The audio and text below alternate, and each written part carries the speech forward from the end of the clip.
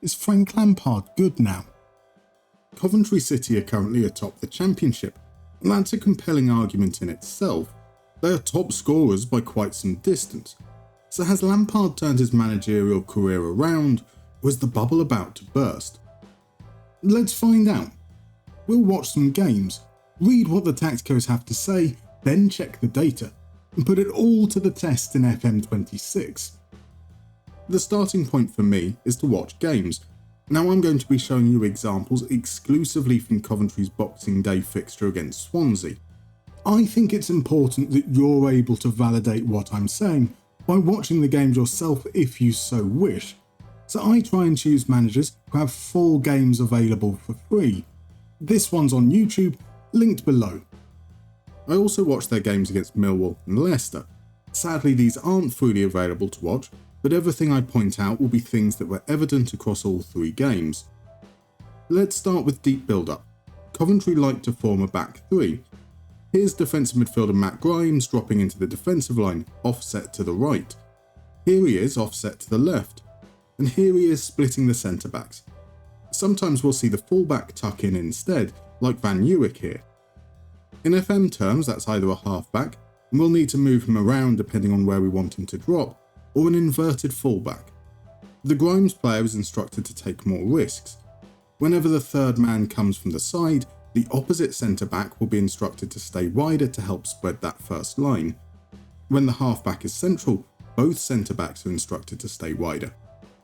Whilst goalkeeper distribution is often short, Coventry don't tend to bait or play through the press. If they have space, they will look to ping it long, or they will look to play it out to the flanks early, where they use wide triangles to progress up the pitch. Atop is often the support here, and he will come across and be an option on either side. The attacking midfielder Jack Rudoni often stays higher, where he becomes the passing option in the final third, and like Torp, he will support on either side. In FM, I interpret this as a central midfielder and advanced playmaker, both with roam from position. As a midfield unit, they tend to follow positional football principles, each occupying a different channel, and so the positioning of the halfback will impact where the others line up. On the flanks, Van Uwijk is the more aggressive of the fullbacks, often getting to the byline. Bidwell will overlap, but more often supports underneath, and this is balanced by the wingers. Mason Clark tends to be more direct, happy to carry down the flank or cut inside diagonally, while Sakamoto's movement tends to be more lateral. For me, this is Mason Clark as a winger who cuts inside with the ball, with a fullback behind him who crosses from deep, and Sakamoto as an inside winger who stays wider, with a wing-back behind him. With the long balls from deep and approach play down the flanks, that makes striker Ellis Sims a target forward. Team instructions are pretty minimal. We distribute short to build up from deep, but don't play through the press.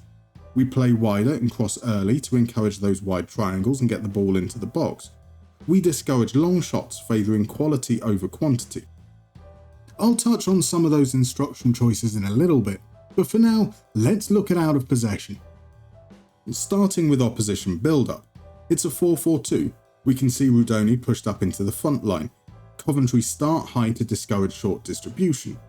Swansea do anyway, and Rudoni will curve his pressure to prevent central access, trying to force Cabango to go long, which he does, finding Cullen, and that there is centre-back Liam Kitching rushing up like a madman to engage.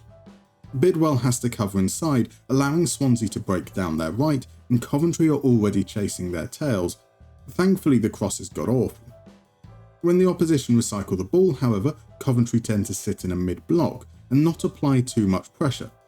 When Sims does engage, we can again see his positioning is designed to cut off central passing lanes rather than force an error.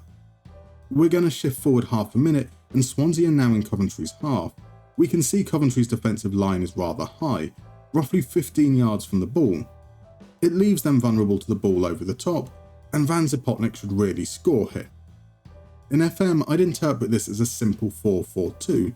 No exotic roles, no crazy instructions, just the centre-backs who are asked to press more often to encourage more of that aggressive behaviour. Team instructions follow what we've seen, a mid-block with a higher defensive line.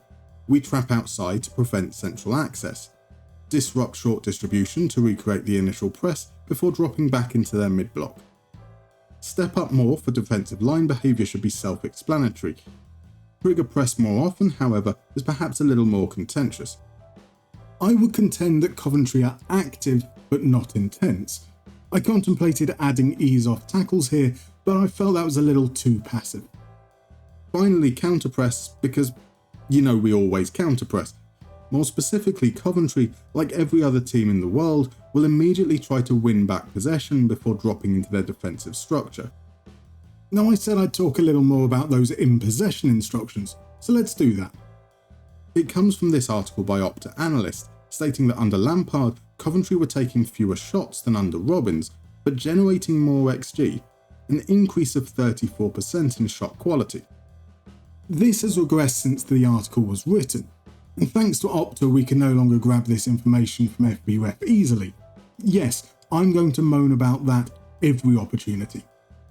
We can pull the data from elsewhere, and it shows that Coventry are down to 0.11 XG per shot, but that's 4th best in the league. They are also 4th best for shot accuracy and conversion rate. This all points to good shot selection, and so I discourage long shots to encourage them to shoot at the right moment. The article also mentions that Coventry attempted the most crosses the previous season, and we can see that as the case statistically for this season too. This supports the decision to play wider and cross early. So we have a tactic, or multiple tactics really, with permutations for who I want forming the back three and where I want the midfielders to line up, and flip versions for when I want the wing back on the left. We can't achieve dynamic rotations in FM from a single tactic. So how do I choose which tactic to use and when?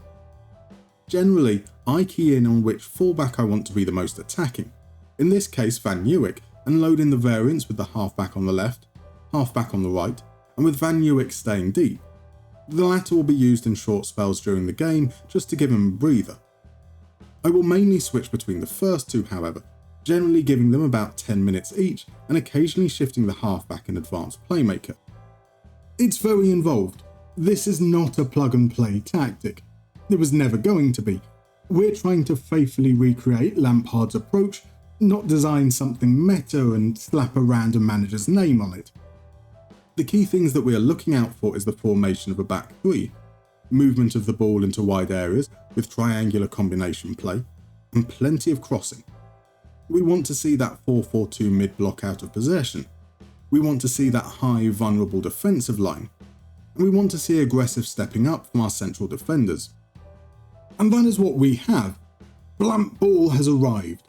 Now we've got the football that we're looking for, the question is it effective? To find out, I took over at Coventry, predicted to finish 8th, and judging by previous saves with AI Frank Lampard in charge, they finished as champions, 8th and 11th. It's a small sample size, but that's a pretty broad range.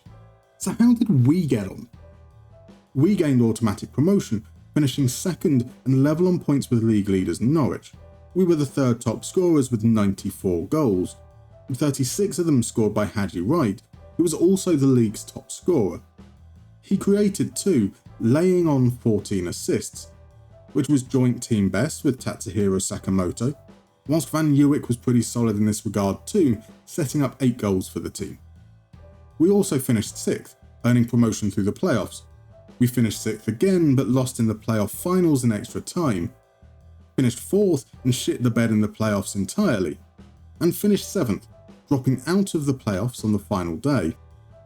On average, we picked up 80 points, scoring 83 goals, roughly 10 above our XG, our 49% shot accuracy and 0.13 XG per shot as strong outputs, as is an average of 37 crosses per game. That's a pretty encouraging set of results, every single finish above the media prediction, and that suggests Lampard might be good. So let's see how well suited he'd be to some other teams. I've put him in charge at Chelsea, Chelsea Women, Oldham, Bristol City Women, Rangers, Arbroath, Strasbourg, Elversberg, Legia, Servette, Botafogo and Rosario Central. Botafogo was the biggest failure. Predicted to finish 3rd, he was sacked in July with the team in 15th. A similar fate at Strasbourg, predicted 10th, but bottom of the table in February, so bye-bye. Arbroath also let him go after finishing 2nd bottom. They were predicted last, so technically an overachievement, but relegation results in termination. Legia Warsaw were more graceful. They were expected to win the league, fell 2 points short, yet Lampard was retained. Rangers finished third, 1 place lower than predicted, but spared by winning both domestic cups and the Conference League. Next up, the teams who finished exactly where they were predicted. Chelsea finished 5th, Servette 3rd, Bristol City women finished 2nd, and Chelsea women won the WSL at a canter. Rosario were the first of the overperformers. Expected to finish 7th, they finished 4th. Not bad. Oldham were tipped to fight relegation, but instead a respectable 15th, closer to the playoffs than the drop. The best result came in Germany. Elversberg defied their prediction of 14th to finish 5th in the Zweite Bundesliga, a 9-position swing, although never in contention for promotion. I'm delighted with this. When I do these recreations, I'm not looking for unbridled success. I'm looking at ideas and how they translate in the world of FM. To me, these outcomes feel realistic, but that might just be my bias talking. Look, I like Frank Lampard. As a player, an incredible goal-scoring midfielder. As a pundit, he's tactically astute and insightful. Yet none of that seems to have translated into management. It's just vanilla. He's neither good nor bad. He's the kind of manager who, by and large, will get the results you'd expect from the players he has available. He's not going to fuck things up royally, but he's not going to elevate you to a higher level. And I feel that's how the tactic played out in FM. In a weird way, this tactic's a great starting point for your own ideas. It provides a safe, solid floor. Sprinkle in your own magic, and you might be able to take the leap that Lampard can't. See you next time. Thank you for watching. If you enjoyed this episode, please consider leaving a like or maybe even subscribing. Your support is greatly appreciated. And if you want to support the channel further, you can join these wonderful folks currently adorning your screen by becoming a YouTube member or Patreon. Links in the description below.